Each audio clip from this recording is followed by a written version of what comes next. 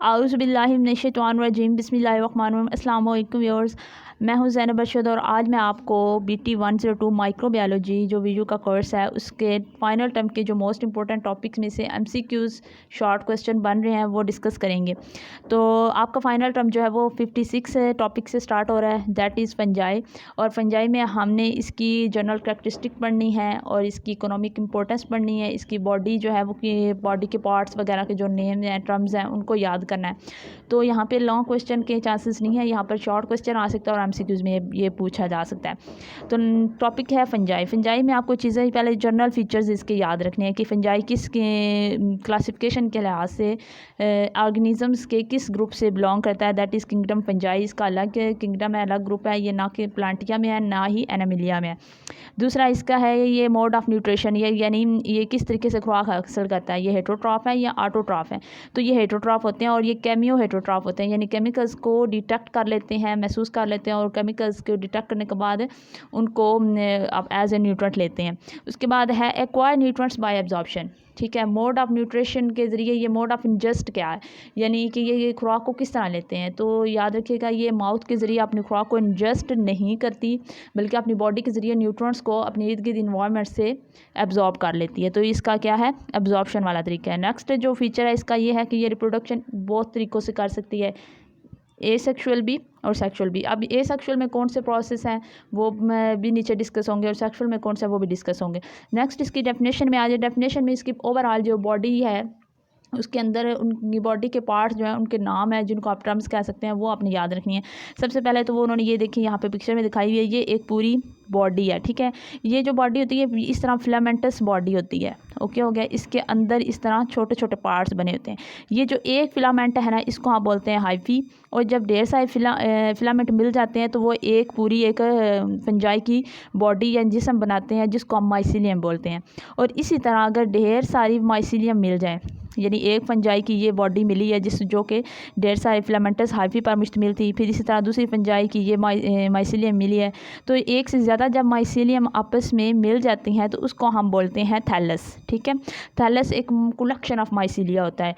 ठीक है, आगे उन्होंने बताया हुआ कि मोल्ड क्या होता है, यीस्ट क्या होता है, माइकोलॉजी क्या होता है। ये भी फंजाई की इकसाम है, लेकिन ये इनमें डिफरेंस है। जो मोल्ड है ये फिलामेंटस फंजाई को बोलते हैं, जो यीस्ट होती है ये यूनिसेलुलर फंगस होती है, ये भी एक अलग, ये इसके एग्जाम्पल्स हैं फंजाई की।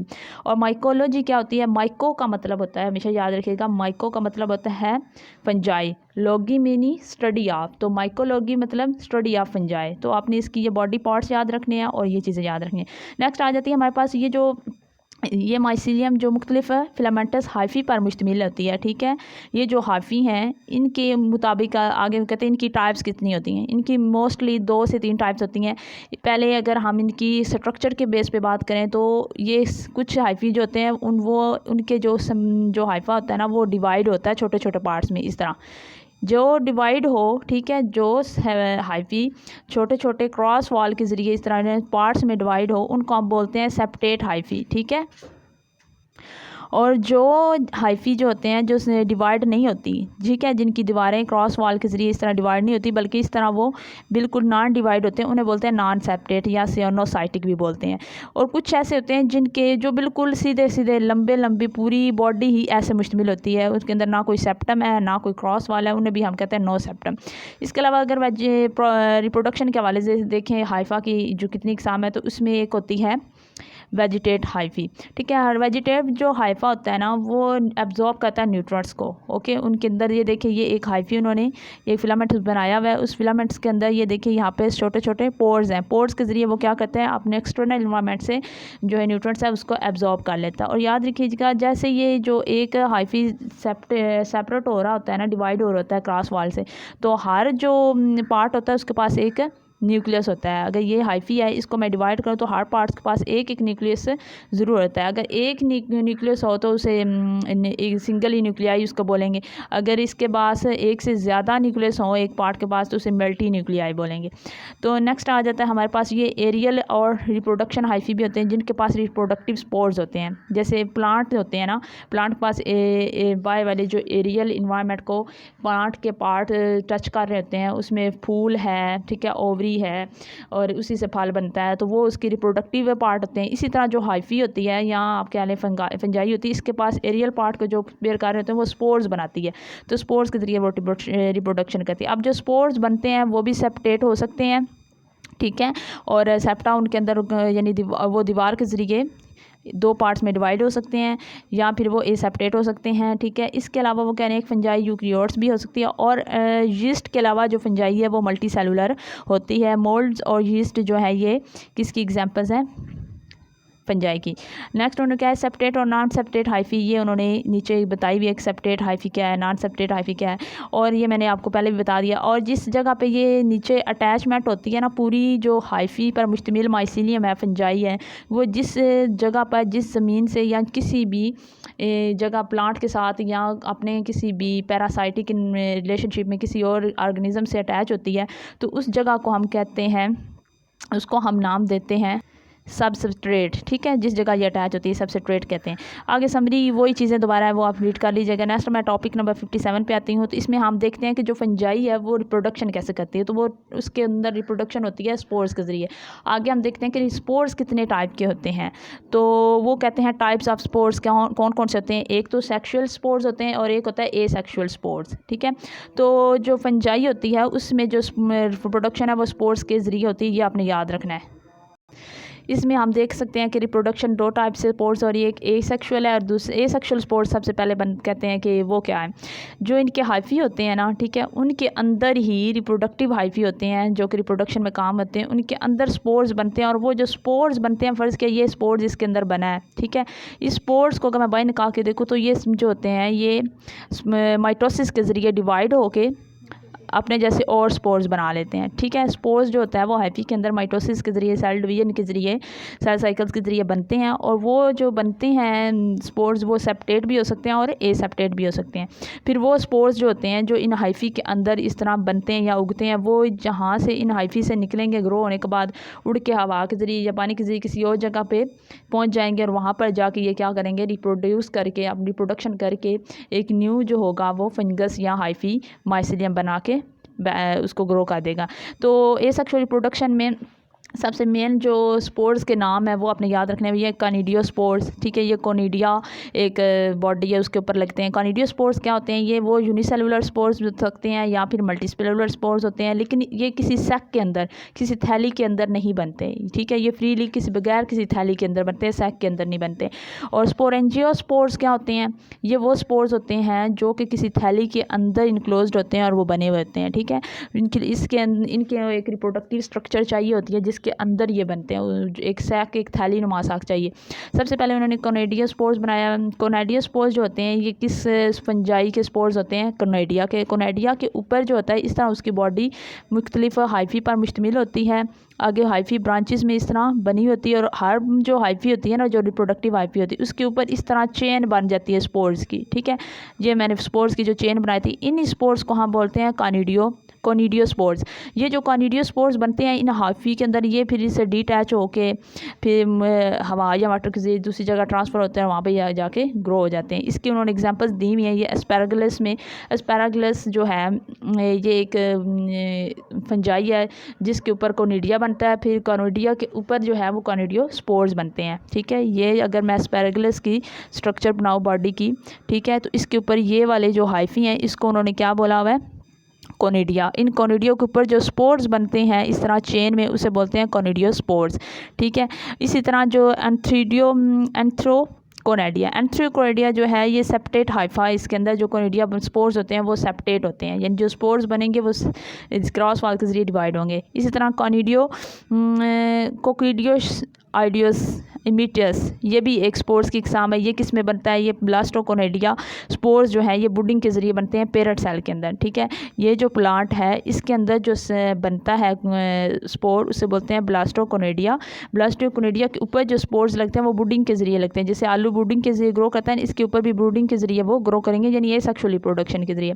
क्लेमाइडोकोनिडिया क्या होता है, ये एक जो पौधा है क्लेमाइडोमोनास, उसके ऊपर जो है स्पोर्स बनते हैं। इलाजमेंट जो इसकी होती है ना हाइफा इलाज होता है और उसके ऊपर जो होता है स्पोर्स बनते हैं, तो इसके जो स्पोर्स होता है उसे कैंडिडा कैंडिडा एल्बिकेंस जो होता है पौधा, उसके ऊपर ये क्लेमाइडोकोनिडिया एक बॉडी होती है जिसके ऊपर स्पोर्स ग्रो करते हैं। अब आ जाते हैं, ये थे कि एक स्ट्रक्चरल हाइफी के ऊपर स्पोर्स लगते थे ना कोनिडियो स्पोर्स के अंदर, यानी ये सेक्सुअल रिप्रोडक्शन में।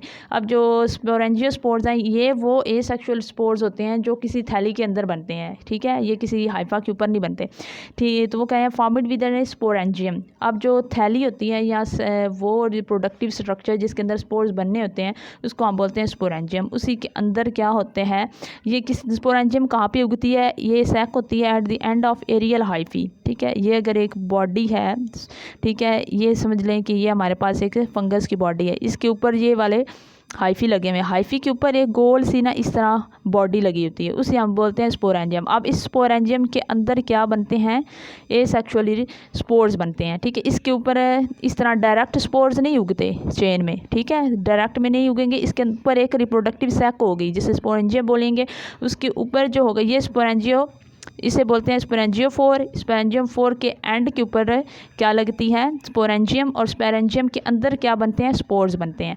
तो वो स्पोर्स जो होते हैं उनका नाम आप मुख्तलिफ फंजाई के हवाले से दे सकते हैं, वो कोनिडियो स्पोर्स भी हो सकते हैं, स्पोरेंजियो स्पोर्स भी हो सकते हैं, ये उन स्पोर्स के नाम है। नेक्स्ट आ जाते हैं फंजाई के अंदर, ये ऊपर हमने पढ़ी है सेक्सुअल रिप्रोडक्शन, सॉरी एसेक्सुअल। अभी ये जो हम पढ़ेंगे वो 58 टॉपिक है सेक्सुअल रिप्रोडक्शन। सेक्सुअल रिप्रोडक्शन जो होगी वो सेक्सुअल स्पोर्स से बनेगी। अब सेक्सुअल स्पोर्स बनते कैसे हैं, तो जिस तरह हमने मेटिंग का प्रोसेस होता है सेक्सुअल रिप्रोडक्शन के अंदर, वही है यहाँ पर भी। एक मेटिंग प्रोसेस है प्लाज्मोगैमी, दूसरा है कैरियोगैमी। प्लाज्मोगैमी में क्या होता है कि जो होती है एक रेसिपेंट होता है हाइफी, एक जो होता है डोनर होता है हाइफी, और वो हाइफी जो है वो सेम फंजाई के भी हो सकते हैं, डिफरेंट फंजाई के भी हो सकते हैं, ठीक है, यानी सेम प्लांट के अंदर भी हो सकती है, डिफरेंट प्लांट के अंदर भी। A haploid nucleus of donor cell penetrates the cytoplasm of a recipient. फर्ज के ये एक हाइफी है, इसके अंदर जो इसका यही डोनर सेल है, ये अपना जो न्यूक्लियस है वो किसी दूसरे हाइफी को देगा। तो ये जो अपना न्यूक्लियस है ये निकाल के किसी दूसरे जो सेल है या हाइफी है उसके अंदर जाएगा, लेकिन ये पेनिट्रेट क्या करेगा, एक हाइफी के न्यूक्लियस से निकल कर दूसरी हाइफी के एक हाइफी का न्यूक्लियस निकल कर दूसरी हाइफी का जो साइटोप्लाज्म होगा उसके अंदर जाके पेनिट्रेट करेगा। यानी ये साइटोप्लाज्म के ज़रिए होने वाली मैटिंग है। जो साइटोप्लाज्म जिसमें इन्वॉल्व हो दो हाइफी का या दो रेसिपेंट और डोनर के दरमियान, उसे हम बोलते हैं प्लाज्मोगैमी। देने वाले को प्लस से ज़ाहिर करते हैं और रिसीव करने वाले को नेगेटिव से। नेक्स्ट है कैरियोगैमी। कैरियोगैमी में सिंपल न्यूक्लियाई का आपस में क्या होता है, मेटिंग होती है। ऊपर जो है वो भी न्यूक्लियस ही मेट कर रहा था, लेकिन वो साइटोप्लाज्म के ज़रिए दो जो हाइफी हैं उनके साइटोप्लाज्म के ज़रिए आपस में मेट करते हैं, एक न्यू हाइफी जो है वो बनता है जिसमें एक एग बनता है और आगे न्यू जो है रिप्रोडक्शन स्टार्ट होती है। लेकिन जो कैरियोगैमी है इसमें क्या होगा कि एक ही जगह पे दो न्यूक्लियस जो होंगे, न्यूक्लियाई मेट कर जाएंगे, मीटिंग करेंगे, और उसके बाद क्या होगा, डिप्लॉइड ज़ाइगोट न्यूक्लियस बन जाएगा। तो ये दोनों में इतना फ़र्क नहीं है, प्लाज्मोगैमी में साइटोप्लाज्म इन्वॉल्व है और कैरियोगैमी में सिर्फ अकेला न्यूक्लियस इन्वॉल्व है, और इससे मेटिंग से क्या होती है, सेक्सुअल रिप्रोडक्शन। मियोसिस इसके अंदर होती है। ऊपर हमने पढ़ा है जो एसेक्सुअल रिप्रोडक्शन का तरीका है, ठीक है, इन फंजाई, उसके अंदर जो था माइटोसिस हो रही थी, ठीक है। अब जो सेक्सुअल रिप्रोडक्शन का तरीका इसमें क्या होगी, मियोसिस होगी। डिप्लॉइड न्यूक्लियस जो होगा वो हैप्लॉइड न्यूक्लियस जो होगा उसे सेक्सुअल स्पोर्स के ज़रिए डेवलप करेगा। अब जो यहाँ पर लाइफ साइकिल दिखाया हुआ है ये आपको इतना लॉन्ग के लिए याद करने की ज़रूरत नहीं है, लेकिन फिर भी मैं यहाँ पर आपको ये एक्सप्लेन कर देती हूँ। सबसे पहले उन्होंने फर्स्ट स्टेप जो है यहाँ पर, इसको जूम करके दिखाती हूँ। सेक्सुअल रिप्रोडक्शन में क्या होती है, गैमेट्स फॉर्म्स एट ए टिप। ये एक हाइफी है, ठीक है, सिंगल, ये एक हाइफी है, ये दूसरी हाइफी है। इस हाइफी ने अपना न्यूक्लियस दिया और इस हाइफी ने अपना न्यूक्लियस दिया, तो इनकी मैटिंग हुई। मैटिंग होने के बाद इन्होंने क्या किया, एक जाइगोस्पोर्स बनाए। जाइगोस्पोर्स जो था वो डेवलप होता गया और आगे क्या उन्होंने किया, एक पूरी बॉडी जो फंजाई की है वो डेवलप हुई। इसी बॉडी जो डेवलप हुई है उसके ऊपर स्पोर्स लगे, उन स्पोर्स ने जाके आगे क्या किया, जर्मिनेट किया और एक पूरी फंगस ग्रो हुई। तो ये सिंपल सा है बिल्कुल। तो फंजाई जो होती है, आगे इसकी अगर हम ओवरऑल इसकी समरी देखें, फंजाई जो होती है वो सेक्सुअल और एसेक्सुअल स्पोर्स दोनों से ग्रो करती है। प्लाज्मोगैमी, कैरियोगैमी और जो मियोसिस है ये इसके क्या है, क्या कौन से पार्ट हैं, ये इसके सेक्सुअल जो तरीके हैं उसके ज़रिए हैं। तो आज की वीडियो इतना ही, वीडियो लंबी हो रही है, नेक्स्ट वीडियो में मैं आपको नेक्स्ट टॉपिक जो है वो क्लियर करवा दूँगी। अल्लाह हाफिज़।